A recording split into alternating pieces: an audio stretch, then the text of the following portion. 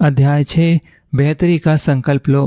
किसी भी व्यक्ति की जिंदगी का फैसला उसकी बेहतरी हासिल करने की ख्वाहिश की गहराई से होगा, फिर भले ही वो किसी भी क्षेत्र में क्यों न हो।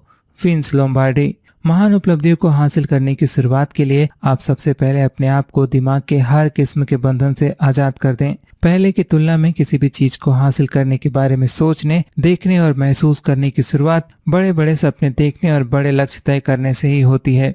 आप अपने बारे में क्या सोचते और समझते हैं, यह इस बात पर निर्भर करता है कि आप अपने काम या कार्य क्षेत्र में खुद को कितना कारगर मानते हैं।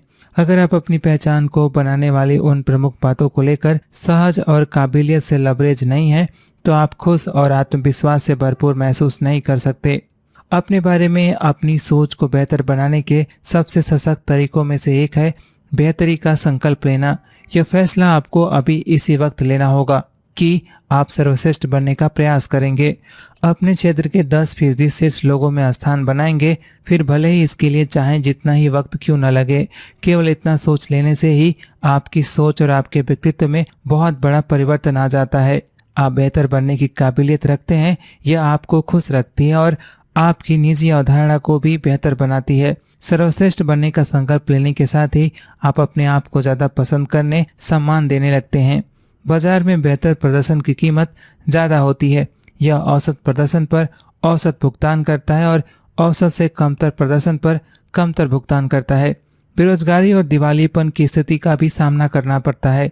आज हर क्षेत्र में जोरदार प्रतिस्पर्धा है। पहले की तुलना में आपके प्रतिस्पर्धी ज्यादा बेहतर और संकल्पवान हो गए हैं और साल दर साल हर साल करियर के बाकी वक्त में उनके इन गुणों में इजाफा होता ही जाएगा। आपको अपने स्थान पर बने रहने के लिए भी तेज दौड़ लगानी होगी। वो पुराने सुनहरे दिन।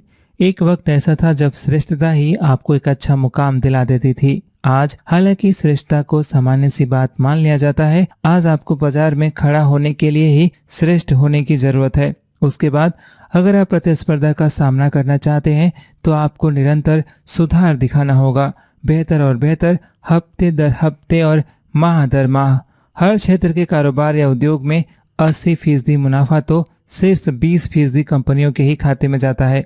सेल्स लाइन में 80% बिक्री और 80% कमाई भी केवल 20% लोगों द्वारा की जाती है। हर क्षेत्र में 20% लोग ही धन, गौरव, संतोष और प्रतिष्ठा का पूरा आनंद उठाते हैं। आपका उद्देश्य उन 20% लोगों में जितनी जल्दी संभव हो शिरकत करना होना चाहिए।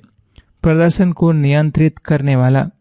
सभी कामयाब पुरुषों और महिलाओं में सबसे महत्वपूर्ण गुण शायद महत्वाकांक्षा है। वे खुद को देखते हैं, खुद के बारे में सोचते हैं और हर रोज ऐसे व्यवहार करते हैं मानो वे अपने क्षेत्र के खास लोगों में से एक हैं।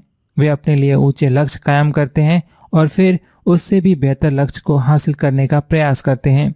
उनको किसी भी क्षेत्र में किसी को भी मिले आरक्षण से कोई फर्क नहीं पड़ता। वे हर एक द्वारा हासिल उपलब्धियों को और भी बेहतर होने की चुनौती के तौर पर स्वीकारते हैं और आपको भी ऐसा ही करना चाहिए। आपके व्यक्तित्व का आधार आपकी निजी अवधारणा है। आपकी निजी अवधारणा इस बात की सूचक होती है कि आप अपने आप को कितना मूल्यवान मानते हैं और आप खुद को कितना महत्वपूर्ण और काम का व्यक्ति मानते हैं। आपके व्यक्तित्व के लिए निजी अवधारणा ताकत का स्रोत है। यह आपके भीतर ऊर्जा, उत्साह, प्रेरणा और कुछ करने की जोश का स्तर तय करती है। आप अपने आप को जितना ज्यादा पसंद करेंगे और सम्मान देंगे, आपका हर काम में प्रदर्शन उतना ही बेहतर होगा और जितना बेहतर प्रदर्शन आप करेंगे, आपकी अपने बारे में सोच में उतना ही सुधार आता जाएगा। निजी अवधारणा और निजी स्तर पर बेहतरी एक दूसरे के पूरक हैं। जितना बेहतर आप करेंगे, निजी अवधारणा और निजी क्षमता दरअसल व्यक्तित्व के एक ही सिक्के के दो पहलू हैं। आप खुद के लिए तभी पसंदगी और सम्मान का भाव हासिल कर सकते हैं जब दिल से आप महसूस करते हैं कि आप वाकई अपने काम में अच्छे हैं। अपने आप पर नियंत्रण का भाव स्वस्थ व्यक्तित्व के लिए निहायत जरूरी है। बेहतरीन तरीके से किया गया आपका एक एक काम आपकी अपने बारे में सोच को बेहतर बनाता है और आपको अपने बारे में सुखद अनुभव देता है। यह आपको और भी ऊंचे स्तर पर और बेहतर प्रदर्शन का आत्मविश्वास दे देता है। अपनी काबिलियत के मुताबिक कामयाबी के लिए आप में आला दर्जे के साहस और आत्मविश्वास की जरूरत होती है। जोरदार कामयाबी के लिए आपके भीतर संतुष्टि के भाव से ऊपर उठकर लगातार काम करने की ललक होनी चाहिए। साथ ही होनी चाहिए अधिकांश लोगों की राह की बाधा बनने वाली असहायता के बंधन को तोड़ने का दम। आपकी निजी अवधारणा जितनी ऊंची होगी, आप उतने ही ज्यादा ताकतवर, सकारात्मक और दृढ़ संकल्प वाले बनेंगे। आप खुद को जितना ज्यादा पसंद करेंगे, उतना ही आपके मौके लेने और दूसरों से ज्यादा देर तक किसी बात को पाने का प्रयास करने का विश्वास रहेगा। अपने तय क्षेत्र में आप जितने ज्यादा बेहतर होंगे, जीवन के दूसरे क्षेत्रों में भी आप उतने ही ताकतवर और आत्मविश्वास से भरे होंगे। पूर्व अपेक्षित जरूरत। हकीकत यह है कि जब तक आप अपने दिल में यह महसूस नहीं करते हैं कि आप बहुत बहुत अच्छे हैं, आपका वाकई खुश और कामयाब होना असंभव है। इसी एक कारण से आपको किसी भी बाधा को पार करने, किसी भी कीमत को चुकाने और श्रेष्ठता के इस स्तर तक पहुंचने के लिए किसी भी दूरी को तय करने का संकल्प लेना चाहिए। आपको अपने क्षेत्र के शीर्ष 10% लोगों के बीच स्थान बनाने का लक्ष्य रखना चाहिए और फिर उसे हासिल करने के लिए हर संभव कदम उठाना चाहिए। सौभाग्यवश शीर्ष पर पहुंचना आपकी सोच से कहीं ज्यादा आसान है। अधिकांश लोग निजी श्रेष्ठता के बारे में सोचते ही नहीं हैं, और अगर यह सोच कभी उनके दिमाग में आती भी है तो उसे तत्काल खारिज करके फिर औसत प्रदर्शन की ओर लौट आते हैं।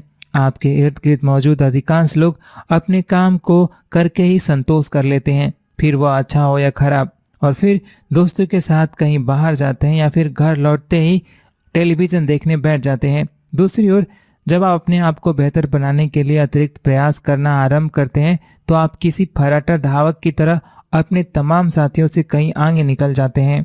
विजयी बढ़त हासिल करें। कामयाबी के सबसे महत्वपूर्ण सिद्धांतों में से एक है विजयी बढ़त का विचार। यह विचार ही कामयाबी और नाकामी का फर्क बता देता है और यह बार बार देखने को मिलता है। यह सिद्धांत कहता है कि योग्यता में जरा सा अंतर परिणामों में बहुत बड़ा अंतर कर सकता है।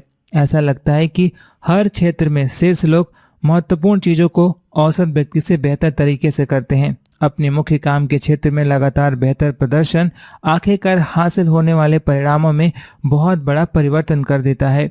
हकीकत में आपको विजयी बढ़त हासिल करने के लिए अपने काम के हर प्रमुख क्षेत्र में केवल 3% बेहतर होने की दरकार है। यह बढ़त आपको जिंदगी की दौड़ में सबसे आगे पहुंचने में मदद करती है। एक बार आप आगे निकल गए, फिर लगातार सुधार के साथ अपनी बढ़त को बरकरार भी रख सकते हैं और फिर उसमें इजाफा भी कर सकते हैं।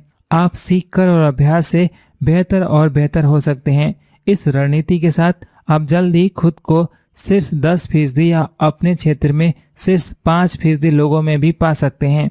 की रिजल्ट एरिया यानी कि KRA किसी भी नौकरी में कामयाबी के लिए काम से जुड़े एक या ज्यादा कार्यों में न्यूनतम स्तर का प्रदर्शन करना पड़ता है। इन्हें उस काम का की रिजल्ट एरिया कहा जाता है।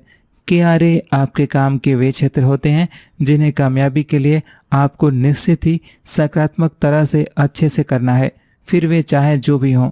जैसा कि होता है कि किसी भी नौकरी, पद, कंपनी या जिम्मेदारी के क्षेत्र में अधिकांशतः KRA के तहत 5 से 6 कार्य क्षेत्र आते हैं। आपका काम अपने काम से जुड़े KRA को जानकर फिर उनमें से प्रत्येक में सुधार के लिए प्रयास करना होता है। इन्हें की रिजल्ट एरिया इसलिए कहा जाता है क्योंकि काम को पूरा और अच्छे से करने के लिए आपको ये कौशल अनिवार्य तौर पर आना चाहिए। इनमें से किसी भी क्षेत्र में कमजोरी आपको कामकाज में श्रेष्ठ प्रदर्शन से रोक सकती है। आप अपने काम के कुछ मुख्य क्षेत्रों में बेहतर प्रदर्शन के कारण कामयाब हो जाते हैं, लेकिन अन्य क्षेत्रों में आपके प्रभाव और कामयाबी का आकलन सबसे कमजोर कार्य क्षेत्र में प्रदर्शन से होगा। आपका सबसे कमजोर पक्ष ही आपकी आय का मुख्य निर्धारक होगा। अपने प्रमुख कौशलों को पहचानें। हर काम या परिणाम को उसे हासिल करने के लिए आवश्यक कौशलों से परिभाषित किया जा सकता है। उदाहरण के लिए बिक्री के काम में 7 की रिजल्ट एरिया होते हैं। इनमें से किसी एक में भी कमजोरी आपको बिक्री के संभावित आंकड़े से थोड़ा पीछे रख सकती है और ये हैं: पहला, भविष्यवाणी; दूसरा, विश्वास और साख कायम करना; तीसरा, उपभोक्ताओं की समस्या या जरूरत को समझना; चौथा, अपने उत्पाद या सेवा को उस समस्या के सबसे असरदार उपाय के तौर पर पेश करना; पांचवा, आपत्तियों और चिंताओं के जवाब देना; छठा, अगले कदम के लिए सहमति तैयार करना; सातवां, रीसेल और सलाह के लिए संपर्क हासिल करना। अगर आप इन सभी 7 क्षेत्रों में बढ़िया प्रदर्शन करते